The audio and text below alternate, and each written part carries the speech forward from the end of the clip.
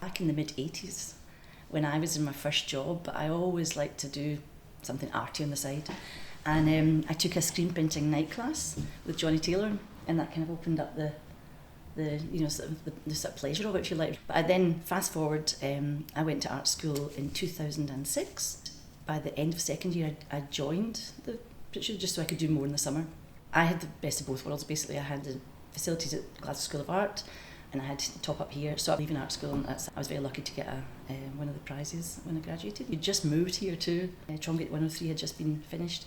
I just thought it was all singing, all dancing. It was going to be a really good opportunity. I'd hoped that I would just continue to be an artist. I took a studio space. For me personally, I think I felt as though I'd landed where I was supposed to be, basically. Paint too, but I knew I wanted to be, it's almost like 50-50 process. So I generally work in silkscreen using the CMYK process because I've got such an interest in photography. I like to use photographs as a source to make prints, not always just replicating them, but using them as a source for collage, etc. Based on the way they print newspapers, which is using 4 colours to make full colour. It's pretty technical, it's quite exact, but for me, I feel it's like magic painting. So basically you just layer 4 colours of ink, and now start with yellow, and then it's magenta, and cyan, and black. So you're printing images that have been created digitally by splitting your original photograph, and then you bring them all back together. For the Here and Now print, I've got a long relationship with the building and the objects, and I wanted to create something that reflected that. It's called Secret Spaces.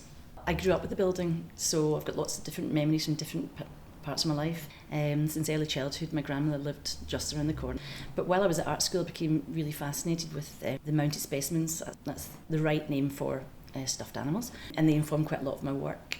I'm using one of those in my print. I also wanted to sort of reflect on how my family and I used to play in the building, sometimes go to places we're not supposed to go to, and the playfulness of that. So there's a kind of serious side. It's like homage to the building, reflecting on my life and my use of these animals throughout all my work.